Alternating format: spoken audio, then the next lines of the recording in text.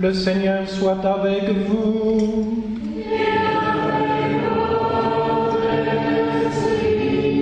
Évangile de Jésus-Christ selon saint Matthieu.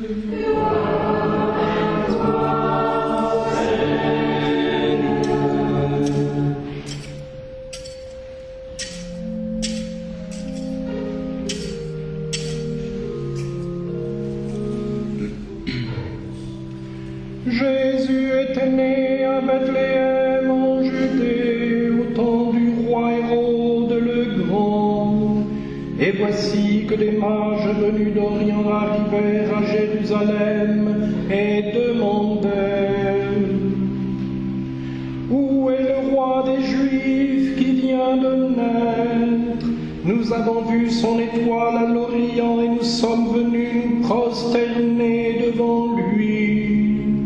En apprenant cela, le roi Hérode fut bouleversé, tout Jérusalem avec lui. Il réunit tous les grands prêtres et les scribes du peuple pour demander où devait naître le Christ. Il lui répondit: À Bethléem en Judée, car voici ce qui est écrit par le prophète.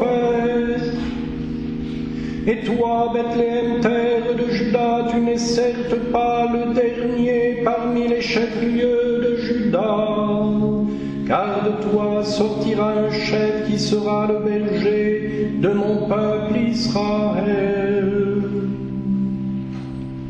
Alors Hérode convoqua les mages en secret pour leur faire préciser à quelle date l'étoile était apparue. Puis il les envoya à Bethléem en leur disant: Allez vous renseigner avec précision sur l'enfant, et quand vous l'aurez trouvé, venez me l'annoncer pour que j'aille moi aussi me prosterner devant lui. Après avoir entendu le roi, ils partirent. Et voici que l'étoile qu'ils avaient vue à l'Orient les précédait, jusqu'à ce qu'elle vienne s'arrêter au-dessus de l'endroit où se trouvait l'enfant. Quand ils virent l'étoile, ils se réjouirent d'une très grande joie. Ils entrèrent dans la maison, ils virent l'enfant avec Marie, sa mère. Et tombant à ses pieds, ils se prosternèrent devant lui. Ils ouvrirent leur coffret et lui offrirent leurs présents, de l'or, de l'encens et de la myrrhe. Mais avertis en songe de ne pas retourner chez Hérode, ils regagnèrent leur pays par un autre chemin. Acclamons la parole de Dieu.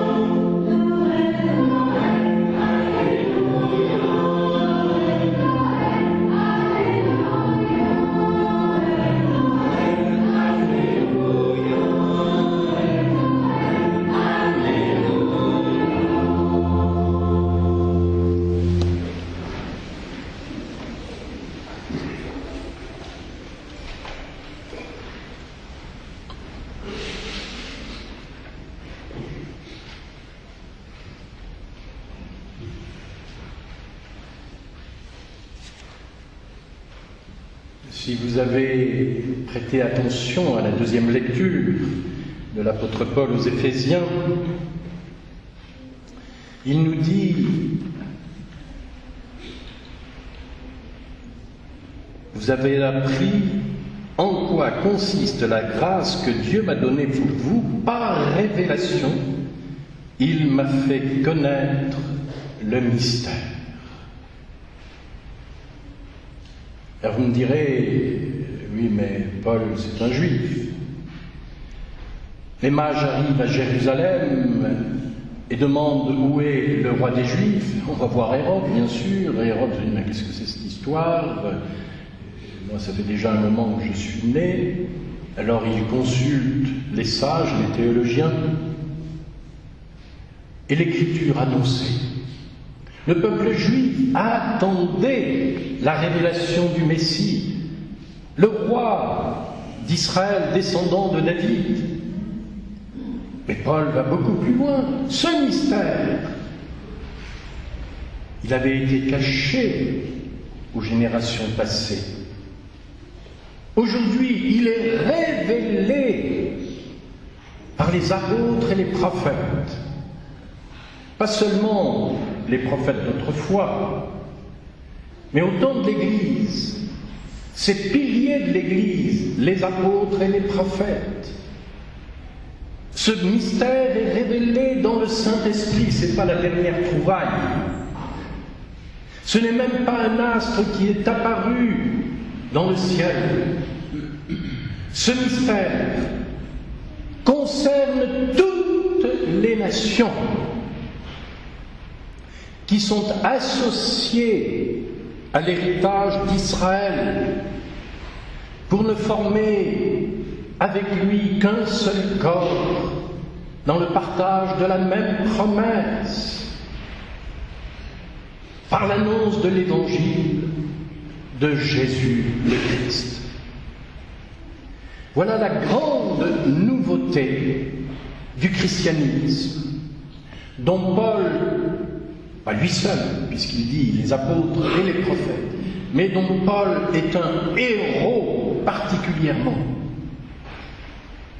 Et bien avant lui, le prophète Isaïe, que nous avons lu tout au long de l'Avent et dans ce temps de la Nativité et de l'Épiphanie, encore aujourd'hui, nous annonce justement que cette lumière est appelée à briller non pas juste dans un petit coin,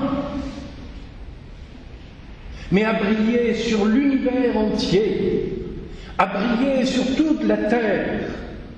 Cette lumière est appelée à resplendir dans le cœur, dans l'intelligence du cœur de tout homme qui cherche Dieu en vérité. Ce n'est pas en vain que les hommes cherchent Dieu. S'ils le cherchent, ils le trouveront, car la grâce de Dieu ne joue pas cache-cache. Dieu ne se dissimule pas, sauf, comme le dit Jésus d'une certaine manière, aux sages, aux intelligents, tout au moins qui se croient tels. Mais il va se révéler aux tout petits, même si ce sont des grands de ce monde et qui le cherchent en vérité. Dieu ne peut pas se cacher à un cœur qui le cherche en vérité, même s'il le cherche dans les étoiles. Et Dieu va se faire reconnaître, nous disait l'apôtre Paul déjà dans les Romains, il va se faire reconnaître de tous les hommes, à travers même la création, à travers ces signes qui sont dans le ciel, comme une étoile qui nous apparaît. On en trouve encore, c'est assez extraordinaire d'ailleurs, les astrophysiciens, avec leurs moyens très puissants, insuffisants encore, mais très puissants déjà, découvrent des choses qui sont invisibles aux yeux et sont étonnés de l'ampleur de l'univers. Mais s'ils ne vont pas jusqu'au bout, s'ils restent bloqués sur la dernière étoile apparue, sur le dernier trou noir, ils n'ont pas encore trouvé Dieu. Et comme certains, eh bien, en remontant même jusqu'à l'extrême de leur recherche, je vous le disais il y a quelque temps, ont vu derrière le Big Bang le visage de Dieu.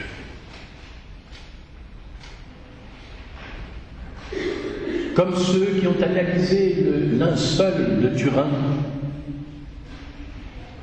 ont vu dans la déflagration de la résurrection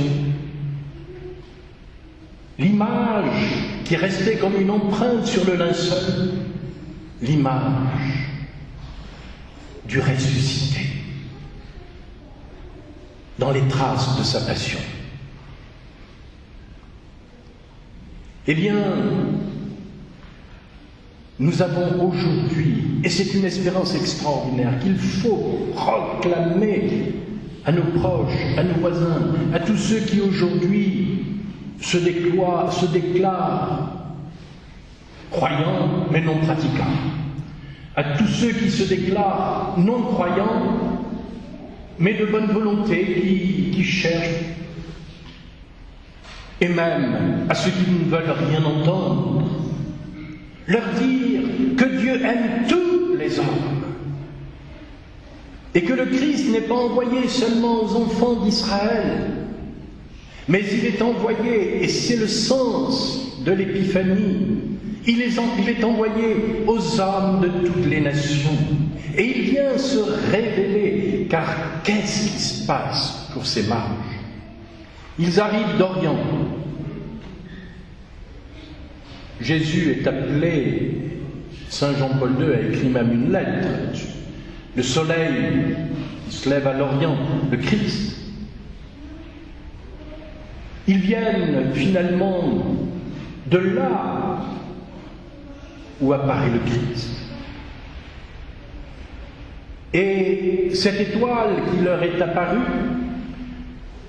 d'ailleurs assez étonnant parce que dans le judaïsme, l'étoile est un signe messianique, avant même la venue de Jésus.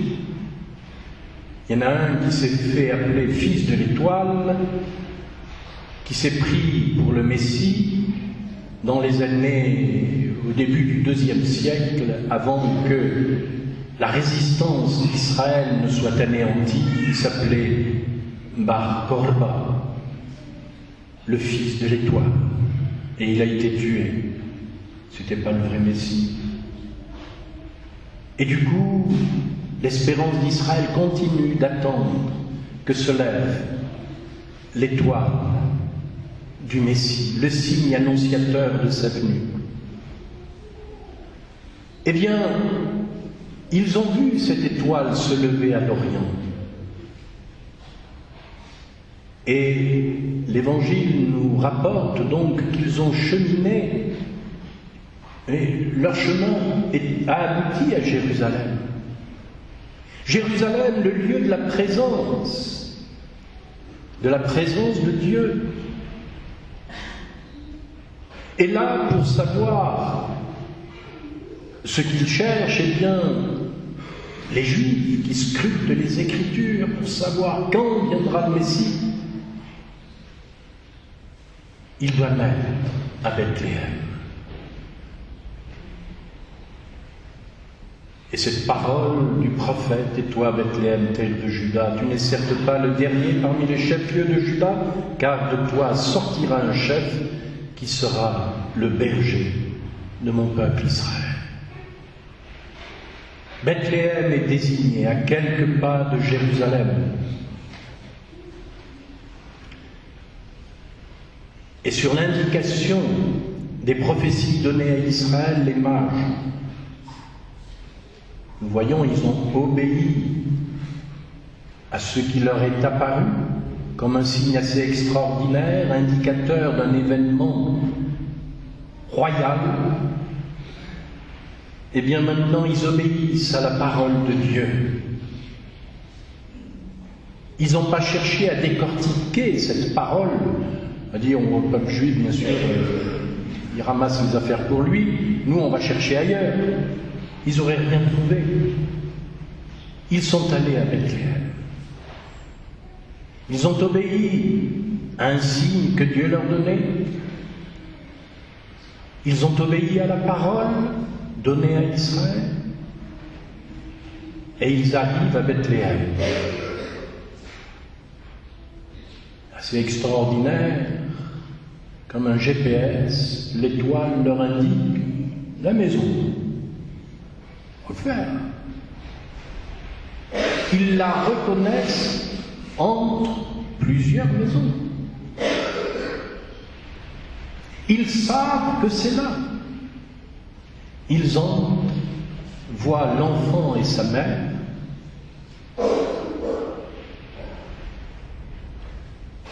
Ils ne commencent pas par serrer les mains et puis se saluer, comment ça va, et le petit, etc.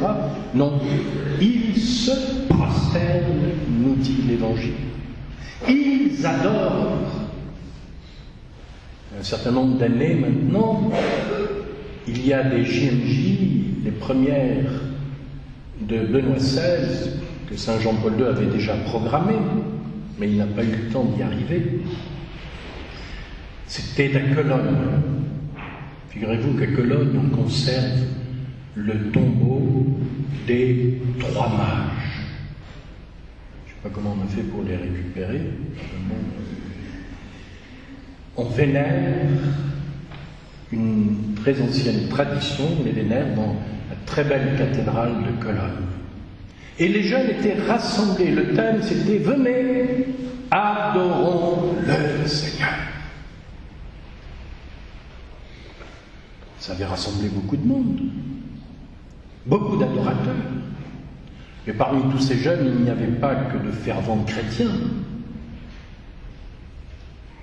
Eh bien, nous sommes invités, et les nations en ce jour, les hommes des nations sont invités à se prosterner comme les mages, à adorer ceux qu'ils ne comprennent pas, ce qui n'est pas venu de leur imagination, ni de processus de recherche intellectuelle. Ils adorent, ils entrent dans une attitude que seul le Saint-Esprit peut susciter dans un cœur sincère, ouvert, qui cherche Dieu en vérité. Il faut le faire pour que des hommes païens se prosternent devant un petit enfant de moins de 2 ans et l'adorent.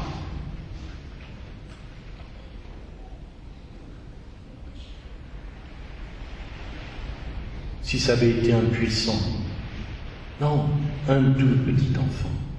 Ce qu'ils n'ont pas fait devant Hérode, ils le font parce qu'ils sont persuadés qu'un enfant roi est né. Et cette conviction intérieure vient du Saint-Esprit. Alors, c'est un grand jour pour les nations, une espérance qui fait lever une lumière que même les ténèbres extérieures, l'obscurité des peuples, que les bruits de guerre,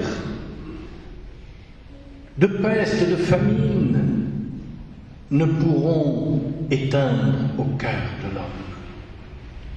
Croire que la lumière s'est levée. On le voit chez quantité de nations, de villages, ici ou là dans le monde. Pour eux aussi s'est levée la lumière. Et souvent cela passe aussi à travers des hommes et des femmes chrétiens comme vous ici ce matin. Je pense à un village au Burkina, mais là c'était à la Pentecôte. Ils avaient entendu dire, alors que le Burkina est un pays du Sahel, les pluies sont devenues irrégulières et donc les récoltes sont très difficiles. Mais ils avaient entendu dire que les chrétiens invoquaient à cette époque-là le Saint-Esprit. Alors sans connaître le Saint-Esprit, ils se sont mis à crier vers le ciel « Saint-Esprit, fais quelque chose, envoie-nous la pluie !» Et la pluie est venue. On a pu planter et récolter. Et il se trouvait que le jour où les chefs du village sont venus voir le chef des chrétiens, c'est-à-dire l'évêque, j'étais dans le bureau de l'évêque. Et ils ont raconté ce qui s'était passé à l'évêque. Dans leur cœur, le Saint-Esprit ne les envoyait pas vers le sorcier du village ou d'ailleurs, il les envoyait vers l'évêque. Et que demandaient ces chefs? Toi, chef des chrétiens, envoie-nous quelqu'un qui pourra nous instruire sur les voies de Dieu. Alors l'évêque a appelé un de ses prêtres, un prêtre charismatique,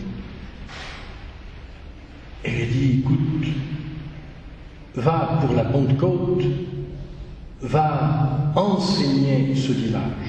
Et ce village s'est préparé, non seulement à la fête de Pentecôte, mais sur plusieurs années au baptême. Ce village non chrétien, païen, qui obéissait aux arbres, aux sources, aux puissances du ciel ou de la terre, aux sorciers, voilà, qui s'est mis à obéir à Dieu. Et il a vécu une effusion du Saint-Esprit. C'est ce qu'ont vécu les mages. Alors si des païens vivent cela, frères chrétiens, nous qui avons, comme Paul, reçu connaissance du mystère, prenons en main notre héritage, livrons-le aux nations pour qu'elles deviennent, avec nous, avec tout Israël, un seul corps dans le Christ.